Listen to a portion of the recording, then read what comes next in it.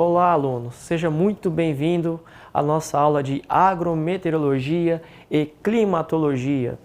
Eu sou o professor Renan, vou ministrar para vocês hoje essa aula, mas antes vou falar da minha formação de forma bem rápida. Eu sou licenciado em Física, sou bacharel em Meteorologia, fiz mestrado na área também de Meteorologia e tenho um doutorado em Ciências com ênfase em Produção Vegetal. E hoje eu vou trazer um tema aqui para vocês nessa disciplina, que é o ENOS, El Niño Oscilação Sul. É bem comum nós vermos nos últimos dias algumas notícias tristes até, mostrando a região sul do Brasil com muito alagamento, com cidades alagadas, com pessoas perdendo suas casas, perdendo seus bens. E não é algo tão comum de acontecer na região sul. O que está influenciando, que está fazendo chover tanto nessa região? Então, ao final dessa aula, a gente vai poder responder isso, ok? Muito bem. Vamos falar, então, sobre os movimentos atmosféricos. A gente vai começar a nossa aula assim. Vamos falar dos movimentos atmosféricos de forma geral. Aí vamos diminuindo, vamos dando um zoom aos movimentos para a gente entender por que tanta chuvarada na região sul nesta época do ano. Bom, na macroescala, quando a gente fala macroescala, estamos falando do globo terrestre como um todo.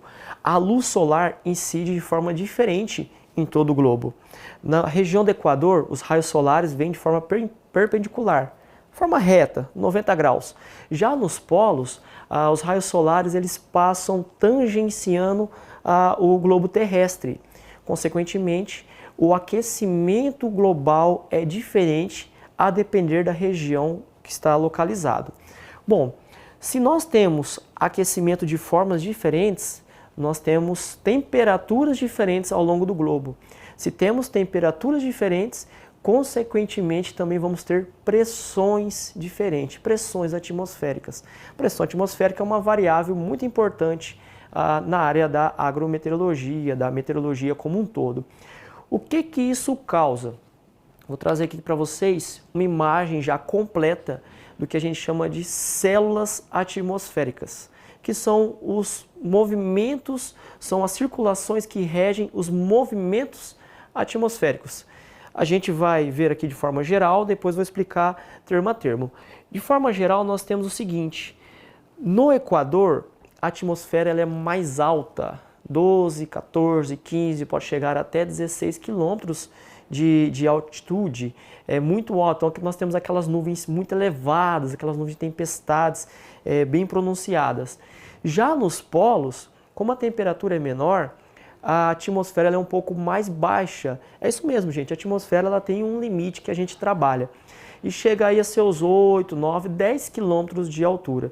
E isso depende muito também da época do ano, se é inverno ou verão. Muito bem, olha só. No Equador nós temos células mais elevadas. No Equador a gente tem uma zona de convergência intertropical. É ali onde os raios solares incidem com mais força, com mais energia. Consequentemente, ar aquecido, questão de densidade, um princípio físico. Ar mais leve, ar mais quente, ele é mais leve, menos denso. Então a tendência é que ele suba. Quando ele sobe, na camada de baixo tem uma zona de convergência. Convergência é encontro de massas. Então nós temos um movimento ascendente nessa região do Equador. Consequentemente, essa massa de ar ela circula e em um momento ela vai resfriar, ela vai descer, vai ter um movimento descendente. Isso acontece em médias latitudes, como a gente pode observar aqui, ali em 30 graus de latitude. Essa célula a gente chama de célula de Hadley, porque foi o Hadley que estudou e mostrou que essa célula existe.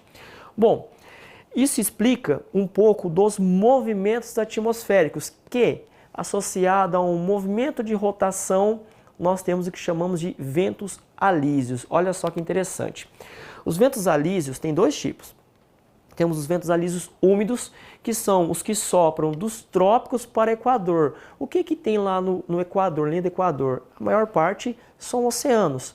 Então nós temos ventos que sopram dos trópicos em direção à linha do Equador, que associada a essa zona de convergência gera muita turbulência, muitas nuvens. Estima-se que diariamente existem cerca de 5.000 nuvens, cúmulos nimbus, nuvens de tempestades na linha do Equador.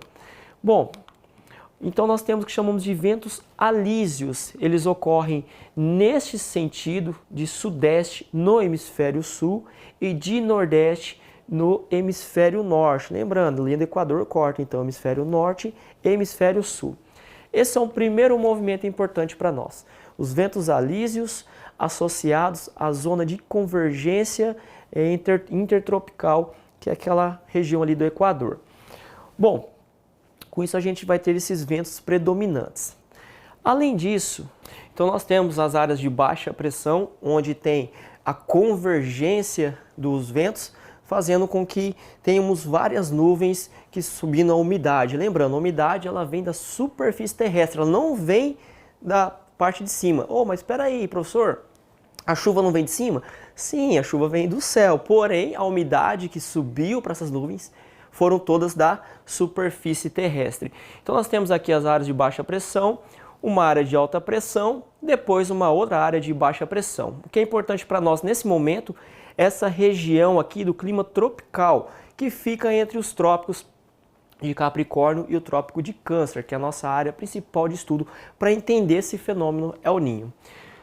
Bom, então nós temos os ventos alísios, as zonas de alta pressão, as zonas de baixa pressão, o movimento no hemisfério sul deslocando para a esquerda na célula de Hadley devido a um movimento de rotação da Terra. Se a Terra girasse para o outro lado, seria totalmente ao contrário.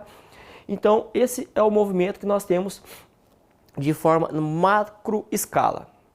Aí vem mais um fenômeno que a gente vai estudar, que é o chamado de ressurgência ou afloramento. O que é isso? Vamos lá.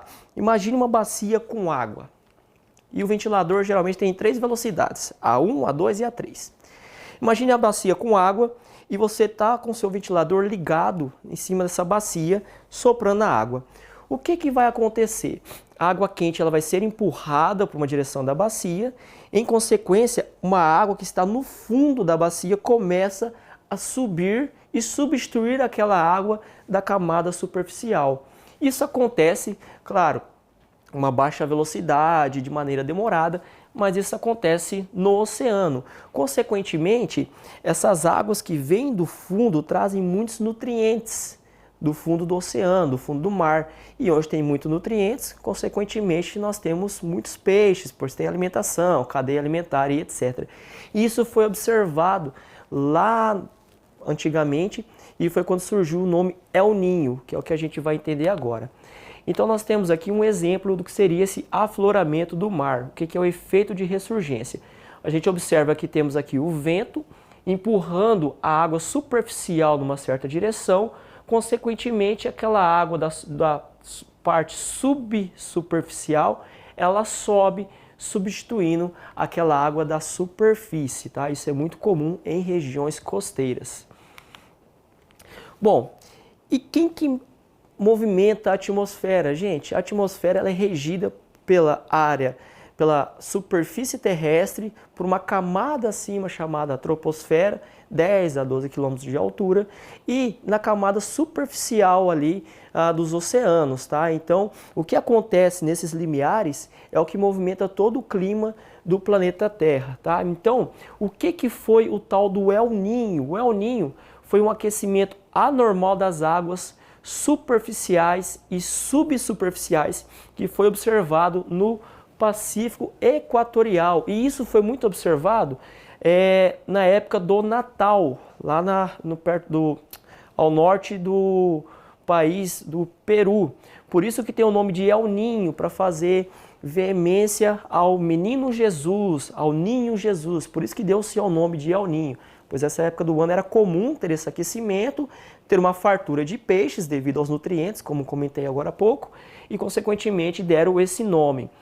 E atualmente sabe-se que El Niño é o nome dado a um aquecimento anômalo da superfície da água do oceano em uma certa região que a gente vai verificar. Então, por que isso acontece? Lembra que eu falei dos ventos alísios? Eles sopram de leste para oeste.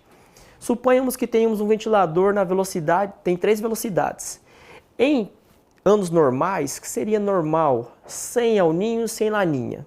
Anos típicos, O ventilador está na velocidade 2, então ele sopra essa superfície e a água fica concentrada em uma determinada região, ok? Agora, devido a essa configuração, a circulação atmosférica ocorre de certa maneira, com concentrações de chuvas em determinadas regiões, que seria o climatologicamente normal. Agora vamos lá. O que aconteceria se esse ventilador, em vez da velocidade 2, fosse diminuído para a velocidade 1? Opa, peraí, o que está acontecendo aqui? Os ventos alísios estão diminuindo sua velocidade? Consequentemente, vamos ver, vejam se concordam comigo. Aquela região que ficava mais aquecida vai ser alterada, uma vez que não vamos ter mais aqueles ventos empurrando aquela água mais quente para uma determinada região. Você mudou toda a configuração do Oceano Pacífico. E o Oceano Pacífico é o maior oceano que nós temos no planeta Terra. Consequentemente, isso gera uma reação em cadeia em toda a circulação atmosférica, alterando toda a configuração de chuvas em determinadas regiões. Então, com esse enfraquecimento dos ventos alísios, que por enquanto não se sabe certamente qual é o motivo dos ventos alísios aumentarem sua velocidade ou diminuírem sua velocidade, mas sabe-se que se diminuir a velocidade, existe a tendência de ocorrência de El Niño. Então nós vamos ter aí um aquecimento anômalo de uma região do Oceano Pacífico, tá? Consequentemente, esse aquecimento faz mudar a configuração das nuvens de chuvas. Aqui é uma amostra de como seria essa região. A região que a gente trabalha para verificar a formação do El Niño é nessa regiãozinha aqui, ó, região do Equador, essa região do Equador, região do Oceano Pacífico ali. Aqui tem o país, o Peru, e aqui seria a região que fica aquecido. Então a gente observa aqui que a gente chama de anomalia. O que é anomalia? Anomalia é a diferença de temperatura em relação à média. Então, em alaranjado, em laranja, são regiões com 2, 3 graus de temperatura na superfície do mar acima da média, mostrando que temos um superaquecimento daquela região. Isso seria a configuração do que chamamos de El Niño. No caso aqui, o que aconteceu em 2014. Bom, qual que é a frequência de ocorrência de El Niño? De 3 a 7 anos, não existe uma frequência exata, a cada 3 anos é El Niño, não existe isso ainda configurado na literatura, não existe ninguém que fale a cada 3 anos, a cada 4 anos, não existe isso, tá? Pode ocorrer um evento e demorar um próximo só daqui 10 anos, a gente não tem essa previsibilidade. Existe uma alta variabilidade de intensidade. O que significa isso? Às vezes ocorre um El Niño fraco, de repente, depois de 3 anos, um El Niño forte, depois fica 5 anos sem ocorrer nenhum El Niño. Então essa variabilidade é muito difícil de se prever 5, 10, 15 anos após. Até o ano de 2000, tivemos 2 El Niños que foram muito fortes, que foi o de 82 e 83 e o de 97 e 98. Esse de 97 e 98 ele foi muito interessante, porque foi uma época que o Brasil estava produzindo muita soja e a gente vai verificar que o El Niño ele traz muita chuva em regiões de plantios de soja. Então o pessoal começou a plantar, transformou pastagens em soja e no ano seguinte tivemos um Laninha que traz o efeito contrário e muitos agricultores tiveram perdas grandes, pois plantaram muita soja e infelizmente o Laninha que veio logo em seguida trouxe seca severa e fez muita gente perder vários plantios. Foi bem complicado na época. Bom, e o Laninha? Sabe aquele ventilador que eu comentei agora há pouco? Que estava na velocidade 2, seria normal. Ligamos a velocidade 1, diminuiu o vento. Agora imagine, se a gente ligar na velocidade 3, o que vai acontecer com essa água ali na superfície? Ela vai se deslocar para uma outra região e essa região inicial, que seria a costa do Peru, vai ter águas mais frias. Por quê? Vai ter água da subsuperfície, águas profundas que vão aflorar, fazer o efeito de ressurgência. Consequentemente, essa região vai ficar com temperaturas menores que o comum, enquanto uma região mais à frente vai ter temperaturas mais elevadas. Isso é o Laninha, quando a gente tem um aumento na velocidade dos ventos alísios. Novamente, não se sabe ainda qual seria exatamente o motivo. Existem teorias. Bom, como existia o El Ninho, então qual o nome para o Laninha? Laninha, contrário do El Ninho, também já foi chamado de O Velho, já foi chamado de Anti-El Ninho, por ser contrário ao El Ninho, por um ser aquecimento, outro ser resfriamento das águas. Tem uma frequência de 2 a 7 anos, ele ocorre com menos frequência que o El Ninho, enquanto ocorre 5, 6 El Ninhos, o Laninha ocorre 2, 3 vezes, ocorre com menos frequência. A duração também do Laninha geralmente é menor, aproximadamente 9 a 12 meses, enquanto El Ninho tem El Ninho de 1 ano e meio. Já ocorreu também laninhas de persistirem por mais de 2 anos, persistir, né, no caso. Tivemos recentemente um laninha que durou 3 anos, passamos alguns meses por neutralidade, agora estamos para a configuração de El Ninho, que eu vou comentar daqui a pouco a nossa atualização. E os desvios TSM, temperatura da superfície do mar, esses desvios tendem a ser menores do que o El Ninho. Então o El Ninho geralmente ele é mais agravante, porque a variação de temperatura é mais alta do que o que ocorre com Laninha geralmente. Bom, aqui está mostrando para nós quais são os critérios para se dizer é El Ninho, é Laninha ou é um ano neutro, um ano de neutralidade, que alguns também chamam de anos normais. Pega-se a média da região do El Ninho, do Ninho 3.4, que seria esta região aqui, como eu comentei para vocês, próximo à costa do Peru. E ali ela é monitorada, então existem diversas boias marítimas que ficam monitorando essa temperatura. E aí é feito o cálculo a cada 3 meses, que a gente chama de trimestrais. Então, se durante 3 meses a temperatura do mar, da superfície, permanecer naquela região com temperatura meio grau acima da média, vamos lá, vamos melhorar isso. De 0,5, meio grau, a 0,9 acima da média, quer dizer que nós temos um El Ninho de fraca intensidade. Agora, se mais à frente essa temperatura ficou um pouco maior e passou e ficou de 1 grau a 1,4 por durante 3 meses consecutivos, temos aí no caso o El Ninho de força moderada, a gente já fica em estado de alerta. Agora, quando nós temos maior que 1,5 grau, aí já é considerado o El Ninho de forte intensidade. E as consequências que isso traz em algumas regiões são muito visíveis, que a gente vai comentar daqui a pouco. Agora o Laninha, o processo é o mesmo, porém de forma contrária, seria o resfriamento.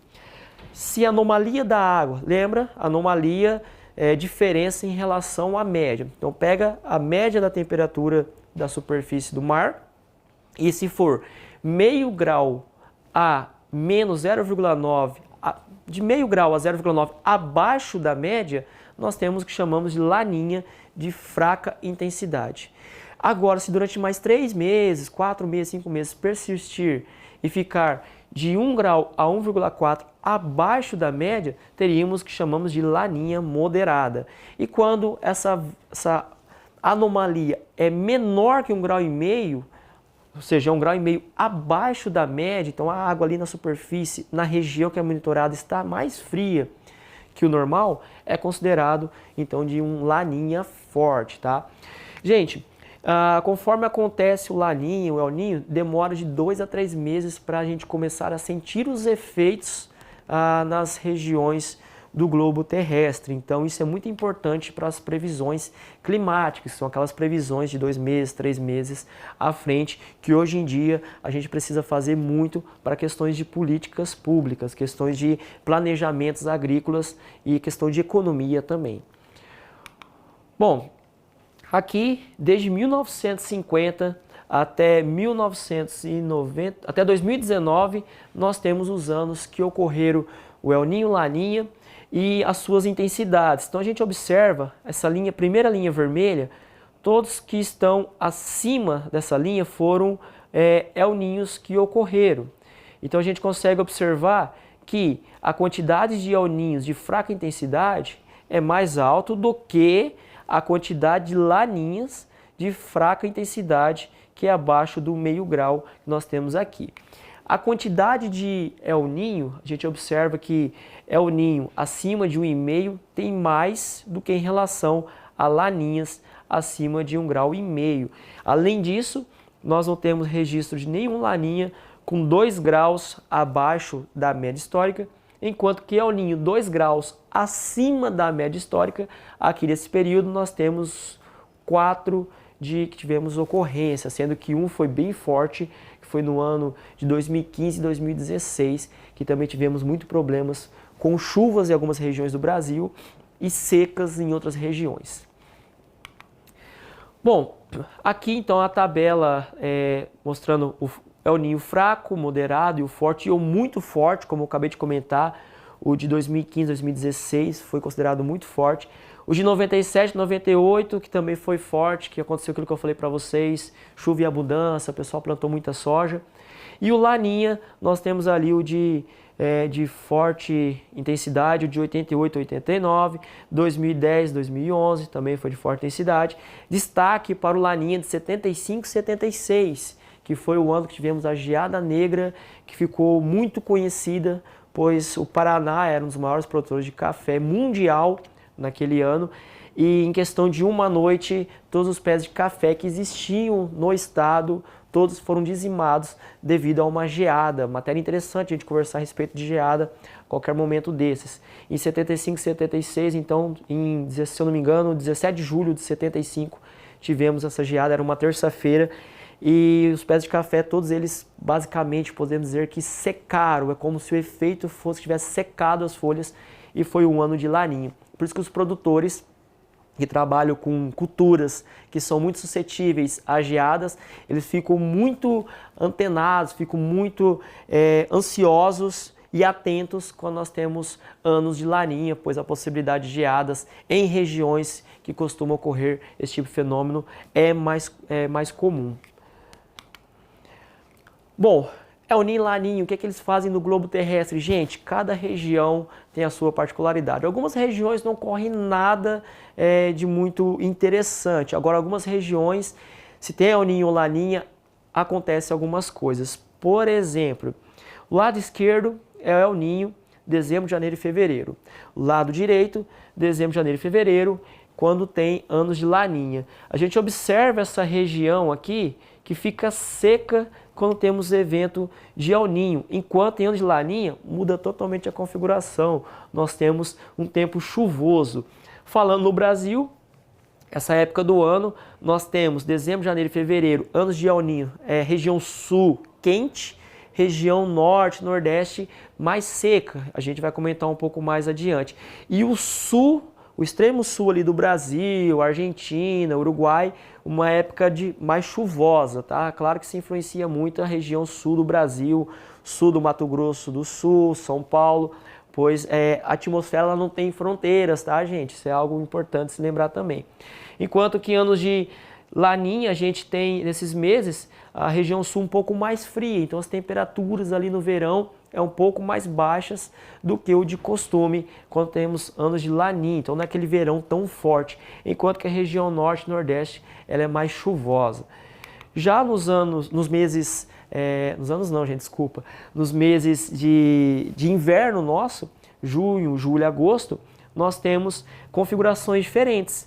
Então, por exemplo, a região sul, ano de El Ninho, ela é um pouco mais chuvosa, a região centro-oeste mais quente, enquanto que ano de Laninha é mais seco, a região sul ela é mais seca. E os anos onde ocorrem as geadas mais severas, geralmente são anos de Laninha, porque o ambiente fica mais seco e a ocorrência, a possibilidade da geada negra, que é aquela geada sem umidade, ela é muito maior. Bom, e quais são os efeitos então no Brasil? Vamos falar sobre o El Ninho. Região norte, temos aí uma redução das chuvas no leste e norte da Amazônia e aumenta a probabilidade de incêndios florestais. É o que tem acontecido. Estamos num ano de El Ninho, né, essa metade do ano estamos em efeito de El Ninho. A gente está com secas históricas na região da Amazônia. Região nordeste também temos secas enquanto que a região centro-oeste não tem assim algo muito pronunciado em relação ao El Niño. O destaque é a região norte e nordeste, onde nós temos regiões com um pouco mais de seca, tá? Claro, também, consequentemente, maiores incêndios florestais. Isso é importante para a defesa civil, para o pessoal ficar atento, principalmente nessas épocas do ano que estamos sob efeito de El Niño, que tem efeito de El Niño. E na região sudeste também não tem assim uma configuração muito distinta, enquanto que a região sul tem chuvas abundantes e acima da média. O pessoal que trabalha na agricultura, que precisa de muita chuva, eles adoram o ano de El Niño, pois geralmente é sinônimo de produtividades recordes. Porém, tem alguns problemas. Por exemplo, for fazer a colheita no mês de fevereiro da soja, geralmente ali finalzinho de janeiro, durante o mês de fevereiro, e for ano de El Niño, consequentemente, são mais chuvas. E para fazer a colheita da soja, aplicada aqui à agronomia, a gente precisa de uma boa janela de sol para secar as sementes, secar as vagens, para conseguir fazer a colheita, senão não consegue. E se é ano de El Niño, às vezes não consegue essa janela. E já aconteceu do pessoal, dos produtores, perderem soja que seriam produtividades recordes por não parar a chuva e, consequentemente, não conseguir fazer a colheita. Então, traz altas produtividades, porém, ali na hora de fazer a colheita é importantíssimo que tenha uma estiagem para poder conseguir fazer de forma efetiva. Bom, então o efeito do El Niño. Tendência de chuvas maiores na região sul, temperaturas acima da média aqui na região mais litorânea. Região centro-oeste ela é mais quente, mais úmida, enquanto que na região norte e extremo nordeste nós temos chuvas abaixo da média, tá? Isso é o efeito de El Niño no Brasil. Já o Laninha, o que causa? Um pouco, basicamente o contrário. Nós temos na região norte um aumento da estação chuvosa, então atualmente estamos com muita chuva na região sul, por isso as inundações, toda aquela complicação. E anos de Laninha, a gente vê isso acontecer na região nordeste. Então, a próxima vez que você assistir o jornal e ver uma chuva muito abundante, trazendo muitos estragos na região nordeste, vocês vão lembrar dessa aula e pensar, provavelmente estamos em ano de Laninha, tá? É muito provável que isso aconteça mais nos anos de Laninha. Então, região norte e nordeste, chuvas acima da média. Região centro-oeste, novamente, não tem um efeito muito pronunciado, porém é mais comum termos estiagem.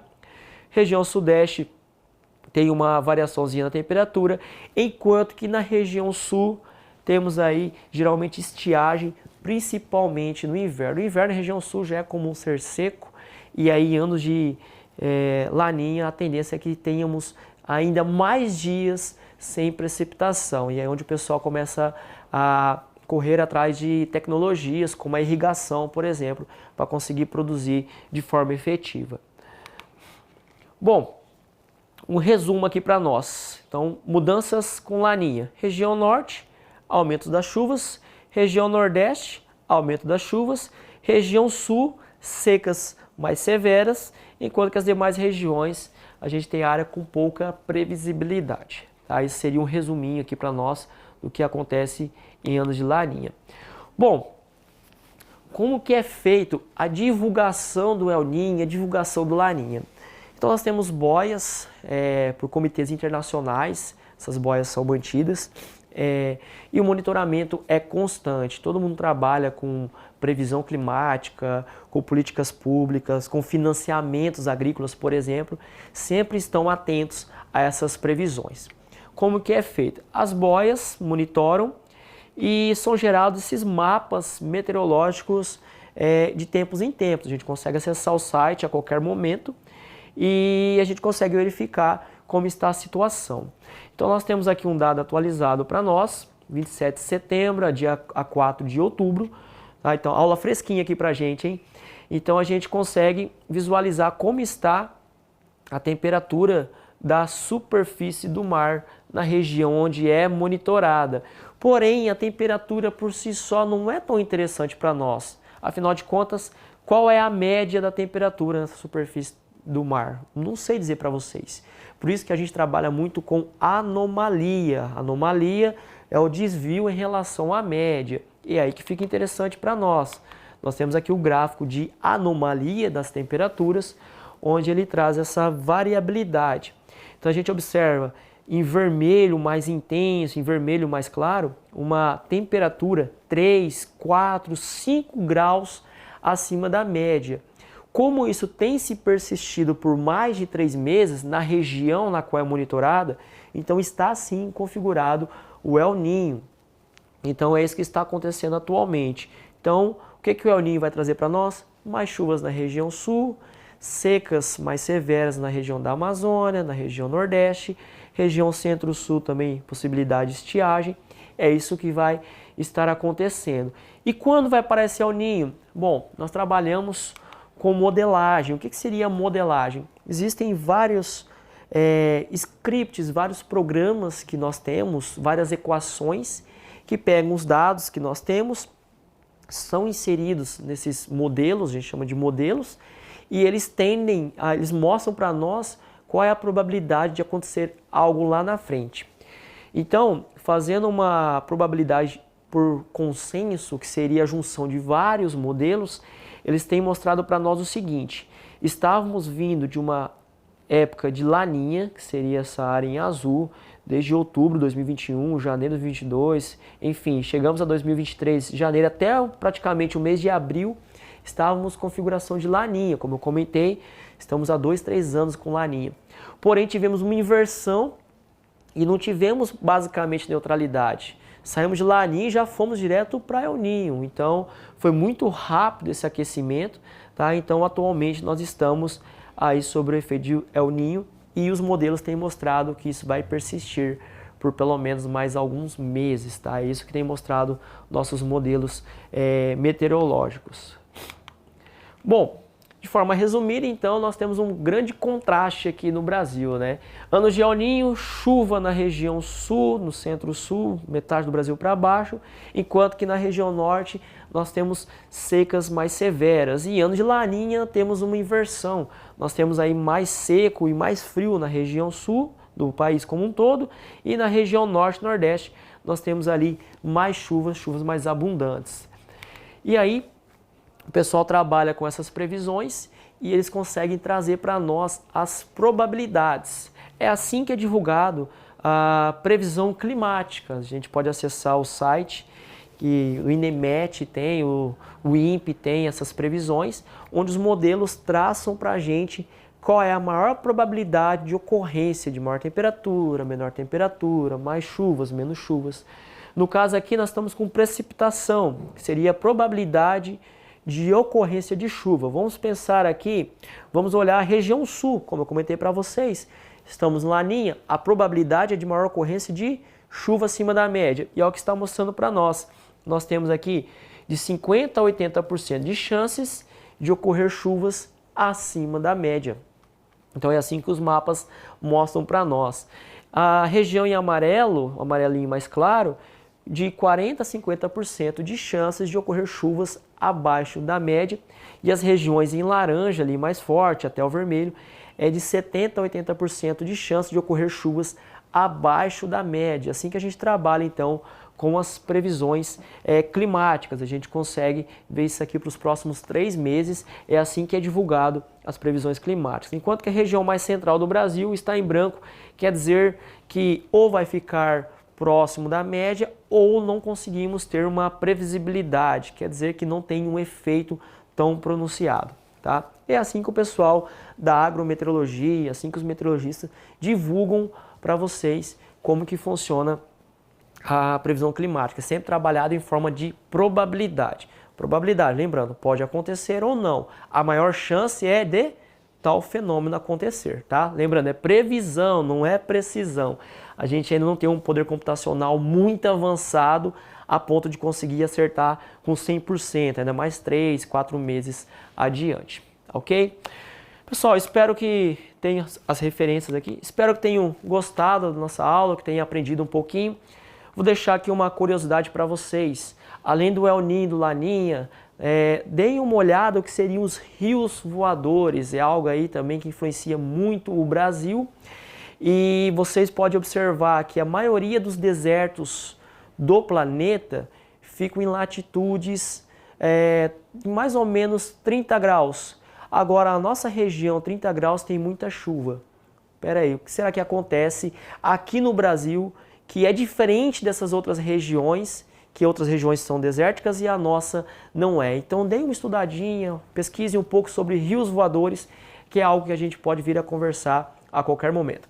Além disso, aqui do lado tem uma lista de chamada e tem também uma enquete de avaliação, que é muito importante que você nos responda, dê uma nota, que daí a gente consegue a cada dia mais melhorar aqui o nosso conteúdo. Além disso, podem deixar questionamentos que a gente vai tirar todas as suas dúvidas e estamos aqui sempre prontos para dar o melhor para vocês aqui nos estudos. Um grande abraço, até a próxima.